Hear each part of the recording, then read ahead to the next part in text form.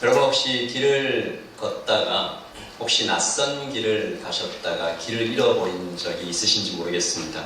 저는 특별히 길눈이 좀 어두운 편입니다. 아까도 서승민 강도사님께서 작년에 한번 와보셨죠? 그랬는데 제가 카톡으로 뭐라고 했냐면 저는 한 번 갔던 길을 절대로 다시 찾아갈 수 없습니다라고 대답한 적이 있습니다. 심지어 제 차에 내비게이션이 있는데 내비게이션을 보면서도 다른 곳으로 갈 때가 꽤 있습니다. 수년 전에는 산을 오르다가 한번 그랬는데요. 왜 그랬는지 모르겠는데 일행들보다 좀 앞서서 걷기 시작하다가 한참 걷다 보니까 일행들은 아무도 없고, 여러분 그런 적 있으시죠? 걷다가 보니까 아까 봤던 표지판이 다시 보이는, 그러니까 산에서 이렇게 계속 한 바퀴씩 도는 겁니다. 그러니까 똑같은 곳에서 서너 시간을 걸었는데 다시 표지판이 딱 나오니까 다리에 힘이 쫙 풀리면서 앞으로 내가 걸었던 서너 시간을 다시 걸어야 된다. 아무도 보이지 않고 산은 이미 어두워졌고, 야, 좀 털썩 주저앉았습니다. 그때 제가 좀 깨달은 진리가 아닌 진리랄까? 빨리 가는 것보다 방향을 잘 잡는 것이 참 중요하다. 그러므로 사인을 잘 봐야 되고요. 겸손하게 가이드를 잘 따라가야 됩니다. 좀 잘 걷는다고 먼저 가버리면 큰 낭패를 얻을 수가 있습니다. 우리 사랑하는 성도 여러분, 인생에도 길이 있다 하잖아요. 인생길. 인생길을 가다가도 길을 잃을 수가 있습니다. 내가 길을 잃었구나. 열심히 달려왔는데 이 길 아닌 것 같아. 같이 가던 일행도 안 보이고, 혹은 더 달려가고 싶은데 길이 끊기고 막혔다. 무엇인가 중요한 것을 잃어버린 것 같을 때 병에 걸렸거나 사업에 실패했거나 시험에 떨어졌거나 영주권이 아무래도 안 나오고, 자녀와 참 좋은 관계였는데 어느샌가 애가 사춘기에 접어들더니 거리가 점점 멀어지고 나의 인생은 다리가 탁 풀리고 주저앉게 될 때가 꽤나 있는 것이 우리의 인생입니다. 오늘 시몬 베드로가 이런 말을 하죠. 21장 3절인데요. 시몬 베드로가 나는 물고기 잡으러 가노라 하매 그들이 우리도 함께 가겠다고 나가서 배에 올랐으나 그날 밤에 아무것도 잡지 못하였더니. 함께 읽을까요? 날이 새어갈 때 예수께서 바닷가에 서셨으나 제자들이 예수신지 알지 못하는지라. 아멘. 이 두 구절밖에 안 되는데 너무 쓸쓸해요. 너무 안타까워요. 베드로가 이 말을 언제 했습니까? 베드로 인생이 좀 롤러코스터 같아요. 올라갔다 내려갔다 올라갔다 내려갔다. 영광스러운 예루살렘 입성 때 한껏 올라갔던 마음이죠. 주님 앞에 와서 주님 살아계신 나의 하나님이시다. 그런데 금방 예수님이 체포되시잖아요. 다시 바닥으로 뚝 떨어집니다. 그리고 나서 뭐 했습니까? 예수님을 3번이나 부인했으니까 이제 뭐 떨어질 곳이 없을 만큼 바닥까지 떨어져 있는데 곧 소식이 하나 들립니다. 뭐가 들리죠? 예수님이 부활하셨다. 그런데 뛸 듯이 기뻤겠죠. 그래서 다시 한번 생각해보면 베드로가 마냥 기쁘기만 했을까? 본인이 3번이나 부인했던, 성경은 이렇게 기록하고 있습니다. 예수님을 3번째 부인했을 때 예수님과 베드로의 눈이 딱 마주쳤다. 그리고 나서 이렇게 밖에 나가서 통곡하잖아요. 그런데 그 예수님이 다시 살아 돌아오셨어요. 마냥 기쁘기만 했을까? 복잡했을 것 같아요. 다시 돌아오신 예수님께서 베드로를 째려보시거나 외면하시거나 막 호통을 치시거나 그러지는 않으셨겠지만, 은근히 따돌리시도 않으셨겠지만 베드로의 마음이 참 복잡하지 않았을까? 혹자는 묻습니다. 부활하신 주님을 만났는데 그 태양이 확 내려쬐는데 어떻게 그 앞에서 그 사람 마음에 어둠이 있을 수 있을까? 아니죠. 여러분, 잔인한 서울, 태양빛이 환하게 비추는데 내 마음이 더 어둡게 느껴질 때도 혹시 있으시죠? 너무나 잔인한 햇볕 같은. 제가 그런 적이 한 번 있었습니다. 빛은 비치는데 내 안의 어둠이 오히려 더 크게 느껴질 때, 수년 전에 자꾸 귀에서 이렇게 삐하는 소리가 들리는 거예요. 지금도 제가 좀 그렇지만 임용 판정을 받습니다. 그래서 병원에 가서 임용 판정을 받고 여러 가지 검사를 받았는데 보청기를 주더라고요. 그래서 보청기를 받아가지고 탁 나오는데 그날의 햇살이 너무 밝았어요. 그래서 제가 참, 이 참 잔인한 햇볕이다, 그런 생각이 듭니다. 지금 베드로가 그렇습니다. 부활하신 주님의 빛이 모두를 비추는데 나 혼자 즐겁지 못해요. 그의 마음은 너무 어두워요. 그래서 주님을 알아보지도 못했던 것 같아요. 말씀을 다시 보니까 시몬 베드로가 나는 물고기 잡으러 가노라 하는데 이 말이 그렇게 쓸쓸하게 들려요.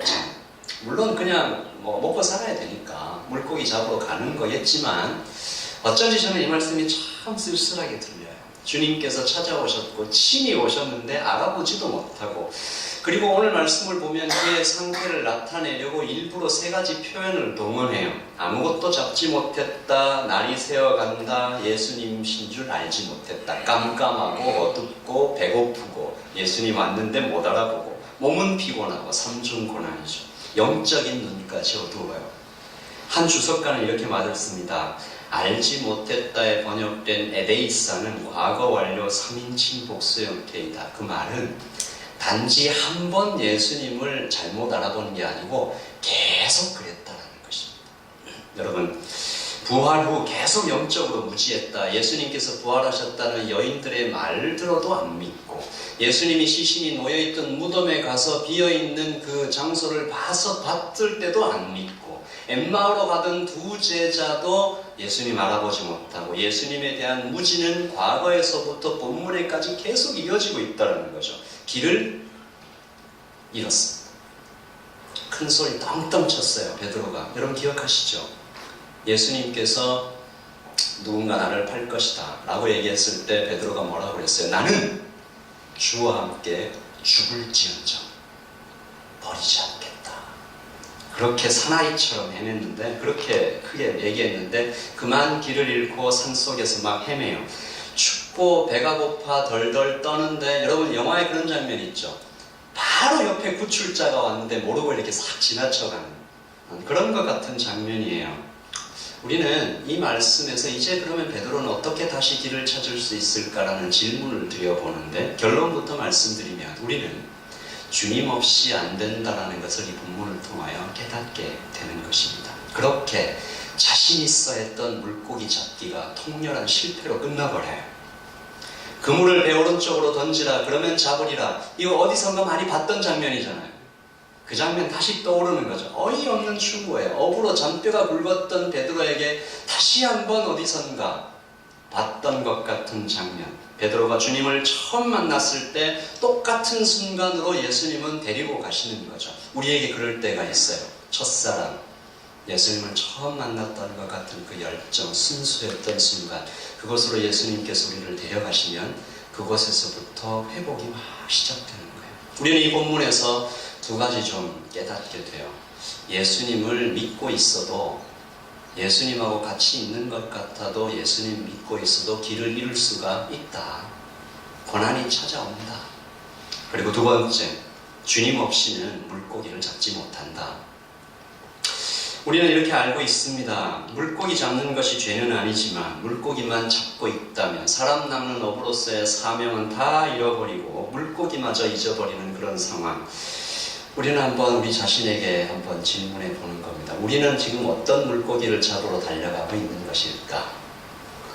잡았다고 여겼는데 돌아보니 빈손이다. 나도 할 수 있다고 생각했는데 결국은 예수님 없이는 아무것도 못하는 것을 발견하게 되는 우리 연약한 인간의 한계, 교회의 한계, 우리의 공동체의 한계, 우리 인간으로서의 한계들, 문득 길을 잃었다라고 생각될 때 다시 한번 계속 떠올려야 하는 요한 사도의 증언을 여러분께 나누어 드립니다. 요한복음 15장 5절입니다. 우리 다 같이 한번 읽어볼게요. 시작. 나는 포도나무요 너희는 가시라. 그가 내 안에 내가 그 안에 거하면 이 사람은 열매를 많이 맺나니 나를 떠나서는 너희가 아무것도 할 수 없습니다. 아멘. 내가 그 안에 그가 내 안에, 내 안에 있어야만 과실을 많이 맺는데 나를 떠나서는 너희가 아무것도 할 수 없다. 오늘 똑같은 일이 그 자리에서 벌어진 겁니다. 이르시되 그물을 배 오른편에 던지라. 그리하면 잡으리라. 누가 거기 계셨어요? 예수님이 함께 계셨어요. 예수님 없이 고기 없고 예수님하고 함께 할 때 내 잔이 넘친다 고백하고 있는 것입니다. 베드로가 눈이 확 뜨였을 것이에요. 내가 그때 예수님을 처음 만났던 그 순간이구나. 베드로가 어떻게 했습니까? 뛰어들었어요. 그 배가 아직 육지에 다다르지 못했는데 예수님이 저 멀리에 있는 그 모습을 보고 뛰어들어갔어요. 우리가 이것을 보고 좀 느끼는 거죠. 예수님 때문에 우리가 회복을 경험하려면 예수님께로 좀 급하게 뛰어가는 그 열정을 우리에게 불러일으켜 주십시오, 예수님이라고 기도하게 되는 것입니다. 회복 프로젝트. 차가운 비를 맞은 것 같은 우리, 배고파 눈이 퀭하게 들어간 것 같은 나 자신, 주님 사랑의 추격을 받아 그 습격을 받아 다시 일어서게 되는, 잃어버린 길을 다시 찾도록 하기 위해 오늘 베드로에게 주님이 세 가지 말씀을 건네십니다. 이 세 가지 말씀을 예담교회는 모든 성도님들도 귀 기울여 들으시고, 주의 음성을 내가 들으니 사랑하는 말일세. 그 말씀으로 여러분의 인생과 여러분의 모든 영혼의 깊은 곳이 회복되기를 예수님의 이름으로 축복합니다. 우리 첫째, 예수님께서 건네신 첫 번째 말씀입니다. 우리 같이 한번 읽어보죠. 시작. 이리 와서 함께 아침을 먹자. 예수님께서 첫 번째 하신 말씀입니다. 제자들이 육지로 올라오니까, 육지로 다 올라왔더니 밤새 지치고 배고픈 그들 앞에 뭐가 있어요? 숯불이 피워져 있고, 거기에 예수님께서 가져오신, 육지에 올라오니 숯불이 있는데 그 위에 생선이 놓였고 또 떡도 있더라. 21장 12절에 보니까 예수께서 이르시되 와서 조반을 먹으라. 밥 먹자. 몸을 녹일 따뜻한 숯불, 배를 채울 음식, 구운 생선과 떡, 그리고 또 누가 있어요? 예수님께서 거기 계십니다. 다 계세요. 내 사랑하는 주님께서 거기 계시고, 먹을 음식이 따뜻하고 배를 불리고. 주님은 우리에게 무엇을 얘기하십니까? 주님은 항상 우리의 전인에 관심을 가지신다는 것이죠. 영혼과 몸과 이 마음, 모든 것을 돌보시는 주님의 은혜가 우리에게 가까이 있다는 겁니다. 그러므로 우리 인생에서 숯불과 음식만 있으면 된다 라고 말하는 것도 좀 이상하지만, 숯불과 음식이 도무지 필요 없다 라고 얘기하는 것도 어리석은 것이라는 것이죠. 오히려 비성경적입니다. 주님은 이 모든 것이 우리에게 있어야 할 줄 아시는 거죠. 이 세상의 것들이 주님을 잊어버리게 만드니까 문제지, 주님 안에 있으면 이 모든 것들이 다 따뜻하게 역할해요. 그러므로 혹시 여러분께서 내가 좀 너무 지쳤다, 길을 잃었다 라고 생각할 때 주님께서 건네시는 말씀, 좀 쉬자. 우리의 육체와 마음의 쉼이 필요하다. 겸손하게 자신의 한계를 인정하고 안식의 명령에 귀를 기울이고, 브레이크 없이 차가 달리면 결국 부서지면서 멈춥니다. 어딘가에 부딪혀 혹은 기름이 딱 떨어져. 어떤 한 분이 저희 교회 요즘 새벽 기도회 또 여러 가지 기도회에 제가 세 보니까 한 서너 분 정도를 계속해서 기도하고 있는 것 같아요. 아프신 분들이에요. 암으로 또 여러 가지 병으로. 그 중에 한 분이 저에게 이런 얘기를 하셨습니다. 아파 눕기 전에 여러 가지 신호가 있었는데 다 무시하고 그냥 가다가 이렇게 눕게 되었다. 통계적 법칙이라는 걸 얘기 들어보셨죠? 하이니 법칙이라는 게 있습니다. 1대 29대 300. 무슨 얘기인가 하면, 한 명의 사망자가 나오기 전에 작은 사고가 29번 있었고 부상을 당할 뻔한 신호가 한 300번 있다. 그 300번의 신호를 무시하고 작은 사고 29번을 무시하면 결국은 크게 다친다는 것입니다. 그러므로 우리에게 하나님께서 300번 정도 경고하시고, 그리고 29번 정도 실제로 우리 마음에 그 말씀으로 탁 찔러 넣으실 때 금방 눈치채고 놓고 쉬어야 하는 것입니다. 주님의 변함없는 사랑에 귀를 기울이고, 안식의 날 하던 일을 멈추고 주님과 함께 앉아 은혜에 잠기고 가족과 함께 예배하고, 가능하면 그렇게 주님의 은혜에 잠길 때 잠깐 담갔다가 빼지 마시고 푹 담궈야 되는데, 예전에 제가 어떤 분께서 샤워와 온천이라는 비유를 한번 저한테 해주셨는데 머리에 남아있어요. 아주 추운 지방에 사시는 분인데 새벽 기도를 갔다 오면 온몸이 꽝꽝 울잖아요. 그래서 이 꽝꽝 온몸을 풀기 위해서 어떤 날을 샤워를 해요. 샤워를 하면 샤워를 할 때는 따뜻해지는데 샤워하고 나면 또 금방 추워지더래요. 온천에 들어가 봤대요. 온천에 들어가서 발부터 목까지 꽉 채우고 나서 거기에 시간을 다 들이고 나왔더니 어떻게 됩니까? 몸에서 열이 후끈후끈 나는 거죠. 주님의 은혜도 마찬가지입니다, 여러분. 잠깐, 주일에 한번 잠깐, 지나가듯이 잠깐 그러지 마시고 하나님의 은혜를 푹 누리실 수 있도록 주님께서 오늘 우리 모두에게 얘기하십니다. 어여와서 아침을 먹자. 나와 함께 여기 앉아서 함께 먹자. 얼마나 배가 고팠냐. 어서 먹자. 생선도 더 있다. 떡도 있다. 몸도 따뜻하게 먹이고 많이 피곤했지 라고 말씀하실 때 오늘 예배가 오늘 이렇게 공동체가 함께 모여 여러분 함께 찬양하고 아까 보니까 여기 옆에 분들하고 이렇게 이제 축복도 하시던데 이 모든 것들이 주님과의 아침 식사처럼 쉼과 재충전의 회복의 시간이 되시기를 예수님의 이름으로 축복합니다. 여러분 모두 좀 따뜻해지시길 바라겠고요. 두 번째 말입니다. 예수님께서 아침 먹자 하시고 나서 두 번째 얘기하셨습니다. 같이 읽어볼까요? 시작. 내가 나를 사랑하느냐. 지친 몸이 좀 회복됐습니다. 마음이 좀 회복되어 가고 있는데 예수님께서 두 번째 얘기하시죠. 그들이 조반 먹은 후에 예수께서 시몬 베드로에게 이르시되 요한의 아들 시몬아 내가 이 사람들보다 나를 더 사랑하느냐. 이 질문을 세 번 물어보세요. 처음 두 번은 아가파오로 물으시고 마지막은 필레오로 물으십니다. 누군가는 여기에 좀 의미를 많이 두는데 저는 그것보다 이 세 번이라는 숫자에 좀 의미를 둡니다. 여러분 베드로에게 이 3이라는 숫자가 뭘 의미하죠? 가슴 아픈 숫자예요. 주님을 세 번이나 부인하고 마지막 부인할 때 주님과 눈이 딱 마주쳤던 그 3.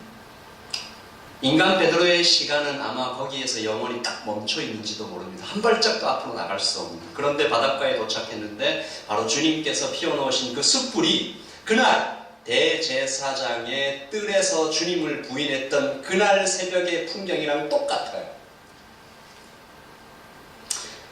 요한은 의도적으로 앙드라키안이라는 단어, 즉 대제사장 뒷뜰에서 피웠던 그 숯불이라는 단어와 똑같은 단어를 사용하면서 베드로에게 무엇인가 묻고 있는 것입니다. 그 숯불이 베드로에게 마냥 따뜻했을까? 숯불에 겹쳐지는 그날의 부끄러웠던 자신의 모습, 내가 주를 위해 죽을지언정 배신하지 않겠다는 그의 고백이 잉크도 마르기 전에 베드로는 잔인한 배신의 칼로 3번이나 주님의 가슴을 찢어 놓았던 그의 심장도 같이 피투성이가 되도록 찢겨나갔던 그날 새벽, 더구나 주님께서는 베드로를 가리켜 요한의 아들 시몬아라고 부르고 계십니다. 베드로는 그 베드로의 이름이 원래 그 본명이 시몬이잖아요. 요한복음 1장 42절에 보시면 데리고 예수께로 오니 예수께서 보시고 이르되 내가 요한의 아들 시몬이니 장차 베드로라 하리라.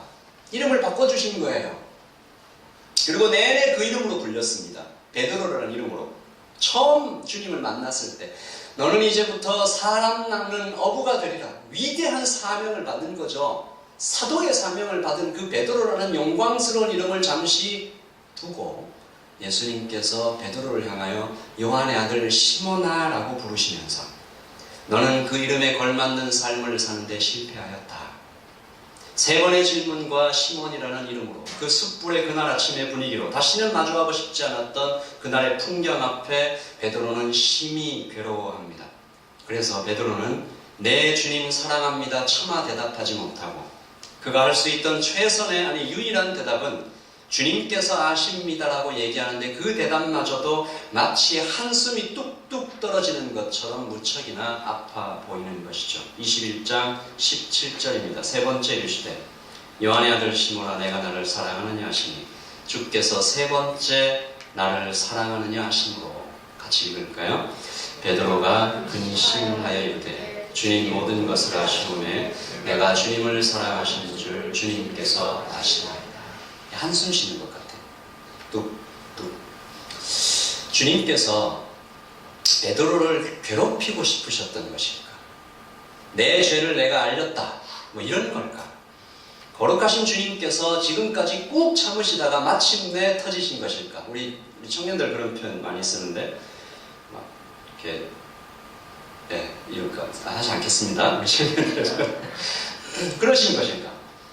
왜 청년들 그러잖아요. 헐, 막 이렇게 얘기를 하잖아요. 브루스 밀런이라는 사람이 요한복음 강해에서 이 대목을 가지고 이렇게 강의를 했어요. 베드로는 아직 주님을 따를 준비가 되지 않았기 때문에, 실패와 죄라는 장애물이 아직 제거되지 않았기 때문에, 여기서 우리는 죄에 보편적으로 적용되는 죄에 대한 원리를 발견할 수 있는데, 예수님을 따르고 섬기기 전에 그 안에 있었던 잡다한 죄들이 다 제거되어야 한다.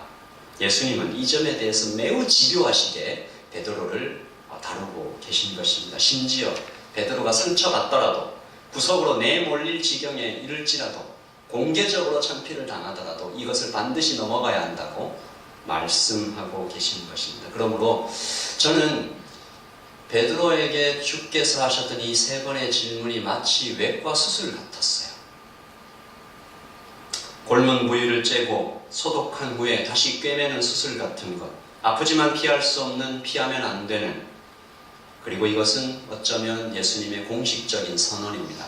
세 번의 부인에서 세 번의 대답, 베드로의 사도직을 복권해 주시는, 공개적으로 회복의 과정 중에 꼭 필요한 것이죠. 그러나 주님과의 대화는 여기에만 머물지 않습니다. 실패와 죄를 도려내는 외과 수술과 사도직 복권 의식보다 어쩌면 더 중요한 것은 사랑의 서약이었습니다.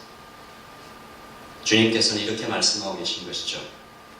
내가 나를 사랑해야만 다시 일어설 수 있다. 네가 나를 사랑해야만 살아갈 수 있다. 네가 나를 사랑해야만 견뎌낼 수 있다. 네가 나를 사랑해야만 길을 잃지 않고 걸을 수 있다. 그렇게 말씀하고 계십니다. 오늘 예당교회 성도님 모두에게도 예수님께서 이 말씀 건네시지 않나 생각합니다. 네가 나를 사랑해야만 걸어갈 수 있다. 네가 나를 사랑해야만 회복할 수 있다. 다시 일어설 수 있다. 견딜 수 있다. 이겨낼 수 있다. 승리할 수 있다. 회복할 수 있다. 참 놀라운 사실은 예수님께서 네가 나를 사랑하느냐라고 물으시는데, 이 대답이, 이 질문이 오히려 내가 너를 얼마나 사랑하는지 아느냐로 들린다는 것입니다. 너 나를 사랑해? 이게 아니고, 네가 나를 사랑하느냐라고 물으시는 주님의 눈빛은, 그 말씀의 톤은, 그 품어 안으시는 사랑의 분출은 오히려 베드로의 가슴에 부딪혀서, 베드로야, 내가 너를 얼마나 사랑하는지 아느냐 라고 세 번 반복하신, 베드로에게 하시는 질문이기도 하지만 사실은 속도 없으신 주님의 고백, 나는 너를 사랑하는 것을 멈추지 않았다. 네가 나를 배신한 그 순간에도 단 한순간도 포기한 적이 없다. 어제나 오늘이나 또 미래에도 너를 끝까지 사랑할 것이라는 그 주님의 사랑의 고백, 서약. 그러므로 이 세 번의 질문은 사랑의 폭격 같은 것입니다. 완전히 함락될 때까지, 머리부터 발끝까지 푹 잠길 때까지 거듭 쏟아 주어시는 주님의 고백. 이 고백을 받고 베드로가 정말로 일어서기 시작하는 것이죠. 대학생 때 우리 청년들과 함께 기도회를 하며 자주 부르던 찬양이 있습니다.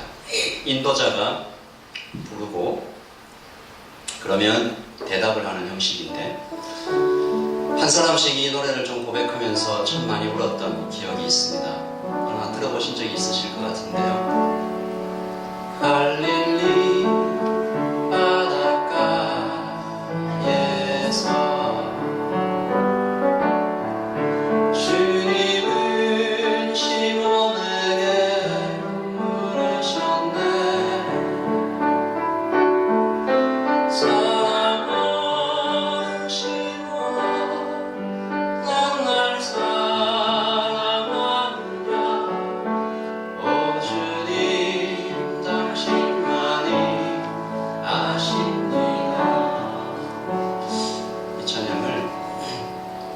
왼쪽에 있는 분이 오른쪽에 있는 분한테 부르는 거예요.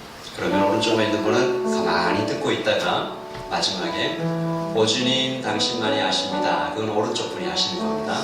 두 분씩 짝을 지어서 갈릴리 호숫가에서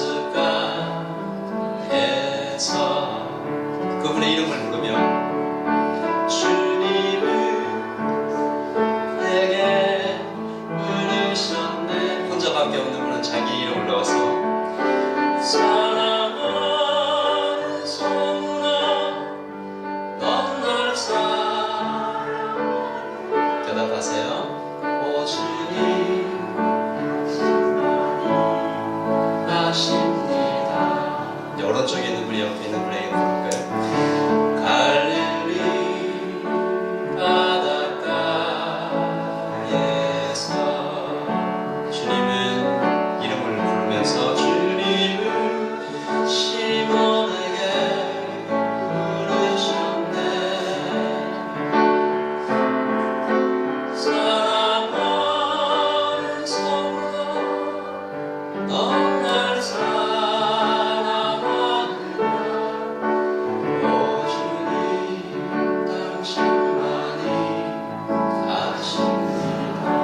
오른손을 가슴에 다 얹고 한번 다시 해볼까요? 오 주님 당신만이 아십니다. 한 번만 더 해볼까요? 오 주님 당신만이. 오 주님 당신만이 아십니다.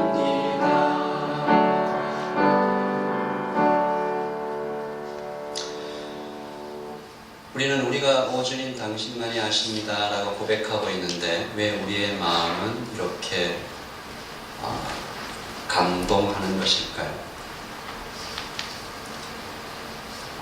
주님께서 우리를 사랑하고 계시기 때문입니다. 이리 와서 아침을 먹자 하시고 내가 나를 사랑하느냐 라고 물으시면서 내가 너를 얼마나 사랑하는지 라고 얘기하셔서 두 번의 회복의 과정을 거치신 주님께서 마지막에 세 번째 질문을, 세 번째 말씀을 베드로에게 하십니다. 세 번째입니다. 시작. 셋째, 내 양을 먹여라. 우리가 때때로 오해하는 것이 있습니다.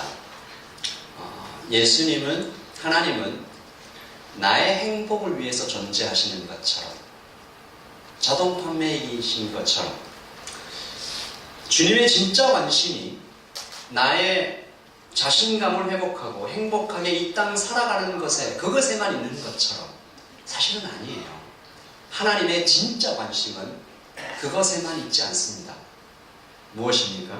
하나님의 진짜 관심은 그 사람의 영혼이 구원받는 것입니다. 그리고 그 구원받는 것에 머물지 않고 사명의 자리까지 나아가는 것입니다. 그래서 우리가 예수님을 믿는 즉시, 그 하나님의 사랑을 마음에 받아들이는 즉시 우리는 사람 낚는 업으로 동시에 부름을 받게 되었다는 것이죠. 그래서 주님은 베드로에게 야 이제 너 다 회복됐구나, 너 마음이 이제 꽉 찼구나, 거기서 멈추지 않으셨습니다. 일어나서 내 양을 먹이라 라고 계속해서 진행하고 계시죠. 실패했던 이 길로 다시 돌아가라. 사람 낚는 업으로 부르셨던 최초의 부르심이, 여러분 예단교회 성도님들, 예단교회가 처음 세워질 때 예수님을 닮자고 최초의 부르심을 그렇게 받은 것입니다. 오클랜드에 있는 그 어떤, 뉴질랜드에 있는 그 어떤 교회보다도, 세상에 있는 그 어떤 교회보다 우리 교회는 정말 예수님을 닮아 사랑하고 섬기고 나누고 희생하고 부둥켜 안고 세상을 향하여 점점 빛과 소금을 그렇게 하라는 최초의 부르심을 우리가 다 받은 것이죠. 취소되지 않았습니다. 내 양을 먹이라. 죽어가는 저 영혼들을 살리라. 성령의 인도하심을 받아 한 영혼 한 영혼. 근데 우리는 때때로 이렇게 생각합니다. 이건 좀 회복하고는 좀 다른 것 같습니다. 이건 좀 무거운 짐입니다. 제가 어제 좀 부끄러운 얘기인데 우리 오클랜드 거리 전도의 날이 있어서 나가서 전도를 했어요. 전도지를 들고 어떻게나 안 받는지 이렇게 손짓 하나로 이렇게 자존감이 이렇게 한 번 만날 때마다 자존감이 이렇게 계속 내려가서 그렇게 어려워요. 목사도 평생을 주님께 드리겠다고 약속한 목사도 전도지 한 장 들고 퀸스트리트로 나가니까 그렇게 사람이 초라해 보이고 그렇게 어려워요. 이게 참 짐이에요. 하나님, 제가 이 차가운 현실에 교회도 좀 사정이 어렵고 제 개인도 그걸 따라 어렵고, 그런데 하나님, 사명이라뇨. 어떻게 회복 겨우 돼가려고 하는데 거기다 짐을 지우십니까? 그렇지 않습니다. 사명은 우리에게 동시에 축복으로 다가오는 것입니다. 얼마 전 저는 한 모임에서 한 찬양을 듣고 전율한 적이 있습니다. 젊은 청년들이 민족의 가슴마다라는 찬양을 불렀는데 혹시 들어보신 분 있으십니까? 민족의 가슴마다 피 묻은 그리스도를 심어 이 땅에 푸르고 푸른 그리스도의 계절이 오게 하소서. 이 가사가 이렇게 쭉 진행됩니다. 한 손엔 복음 들고 한 손엔 사랑을 두고 온 땅 구석구석 누비는 나라가 되게 하소. 이 찬양을 듣는데 이 찬양이 저를 즉시 저의 대학 시절로 되돌려 가게 했습니다. 이 가사들은 제 젊은 시절을 송두리째 바쳤던 CCC라는 선교단체의 모토였죠. 가슴이 뜨거워집니다. 그리고 기억합니다. 아, 그때 나의 대학 시절은 참 행복했었다. 근데요, 객관적으로 보면 굉장히 힘들고 어려웠던 시기입니다. 제 아내가 늘 저한테 질문하는데, 당신은 나와 결혼하려고 올 때 찢어진 옷밖에 없었다. 아무것도 가진 것 없이 그렇게 왔다라고 얘기를 하는데 정말 그랬습니다. 너무 찢어지게 가난했던 대학 4년, 그리고 졸업 후 간서로 살던 그 10몇 년 동안 선교단체와 교회에서 맡은 일이 너무너무 많았고, 언젠가 앉아서 세어보니까 제가 맡은 직분이 한 10가지가 되는 것 같더라고요. 모든 방학을 수련회로 꽉 채워보낸 적이 많았고, 거기에다가 대학 4년쯤에는 폐결핵에 걸려서 참 많이 고생을 했었던, 피를 토하고.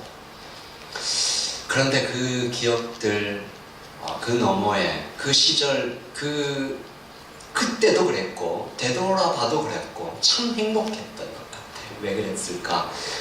주님의 은혜가 더욱 맹렬했기 때문이 아닐까. 턱없이 부족했지만 주님의 뜻을 따르려는 작은 몸부림 때문에 하나님께서 은혜를 막 부어주시지 않았을까. 퀘이커 교도들이요, 처음 만나면 3가지 질문을 합니다. 서로의 그 신앙의 여정을 좀 체크하기 위해서, 당신의 인생에서 가장 따뜻했을 때는 언제입니까? 당신의 인생에서 가장 추웠을 때는 언제입니까? 그때 예수님은 어디 계셨습니까? 라고 묻는데, 제가 청년들과 제자 훈련을 하면서 이 질문을 물어보면 굉장히 놀라운 사실을 하나 발견하게 됩니다. 가장 추웠을 때와 가장 따뜻했을 때가 같은 사람들이 많아요.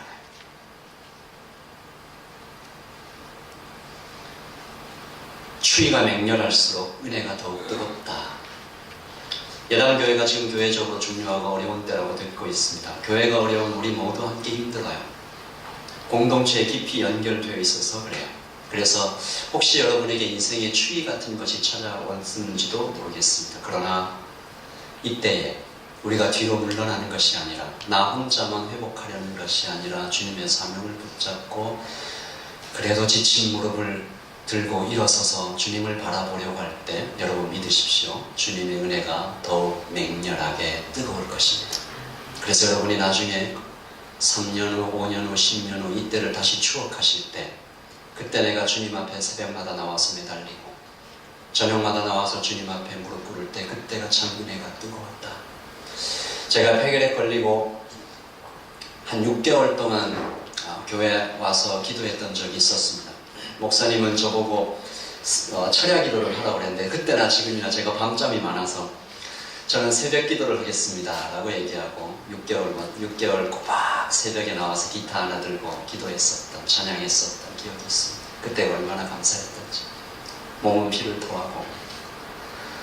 그때 제가 노래도 참 많이 만들었던 것 같아요. 악보를 못 그려서 하나도 안 남아있는데, 매일매일 아침마다 하나님께서 새로운 노래를 주시고 기타를 들고 정말 행복했었던 기억이 있습니다. 여러분에게 은혜가 더욱 뜨겁게 부어지기를 기도하겠습니다. 예수님은 교회를 사랑하시고 교회를 이루고 있는 여러분 한 사람 한 사람을 깊이 사랑하시고 한숨도 기도도 다 듣고 계시고 친히 교회를 지키시고 선하시고 온전한 길로 인도하실 것을 믿고 있습니다. 그래서 우리 예수님께서 우리에게 말씀하셨던 것처럼 여기 와서 아침을 먹자 쉬시고요. 주님께로 달려가시고, 그리고 우리가 주님께서 우리를 부르실 때 네가 나를 사랑하느냐, 내 마음에 있는 어두운 것들 좀 씻어내시고, 죄가 있으면, 나를 무겁게 하는 죄가 있으면 끊어내고 가벼워지시고, 내가 너를 포기하지 않았다, 영원토록 사랑한다 라고 말씀하실 때 네, 알입니다 주님. 저도 주님을 부족하고 연약하고 자꾸 변하고 날마다 쓰러지고, 그렇지만 주님, 그래도 제가 주님을 사랑합니다 라고 대답하시면서, 그래도 이때에도 주님의 사명을 절대로 포기하지 마시고 옆에 있는 사람에게 예수님 사랑을 전해가는, 그래서 옆에 있는 사람들이 여러분을 보고 좀 놀래는, 힘들 텐데 어떻게 그렇게 밝게 예수님 전하세요? 당신 안에 있는 그 비결이 뭐예요? 그 놀라운 에너지는 어디에서 나와요? 그 깊은 평화는 도대체 어디에서 나오는 것입니까? 라고 질문하는 그런 복된 우리 예담교회 성도님들 되시기를 다시 한번 예수님의 이름으로 축복합니다.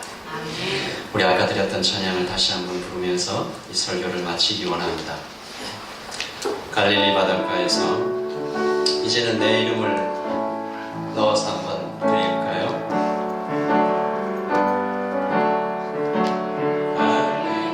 갈릴리 바닷가에서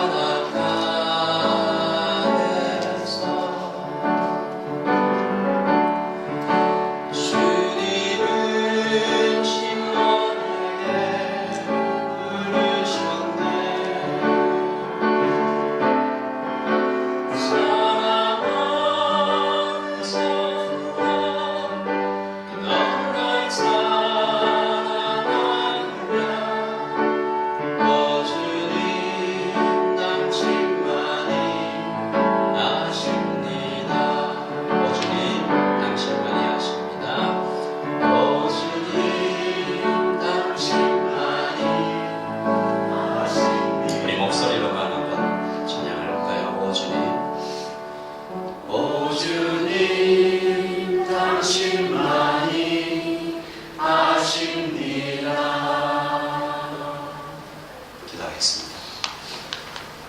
하나님 아버지, 사랑합니다. 주님, 사랑합니다. 때때로 넘어지고 엎어지고 실수하고 연약하고 힘이 없고 내 안에 어둠이 더 크게 보이고 어찌 나는 계속해서 같은 실패를 반복하는지 길을 잃은 것 같고 지쳐있고, 그러나 주님께서 그 베드로에게 찾아오시고 산을 넘고 물을 건너 숯불을 피워두시고 내가 나를 사랑하느냐 물으시면서 내가 너를 얼마나 사랑하는지 아느냐라고 되물어 가시는 우리 주님의 사랑 앞에 우리가 겸허히 머리를 숙이고 오 주님 당신만이 아십니다 고백해가는, 하나님 여기에 정말 아름다운 우리 예단교회 성도님들 한 분 한 분을 주님 사랑하여 주시고 아버지 하나님 다시 사명의 자리로 불러주시고 예수님을 닮고자 했던, 그리고 닮아가고 있는 이 오클랜드의 영적인 지표를 바꾸어가는 하나님 성령에 붙잡혀서 정말 감당할 수 없는 사람들처럼 초대교회처럼 뜨겁게 하나님 영향력 있게 활기차게 강력하게 그렇게 주님께서 불러주셨던 최초의 부르심으로 다시 나아갈 수 있도록 하나님 이분들 주님께서 힘주시고 결코 뒤로 물러가지 않도록 주님 인도하여 주시옵소서. 하나님 감사와 찬양을 오직 우리 주 예수 그리스도께 올려드리며 예수 그리스도의 이름으로 기도합니다. 아멘.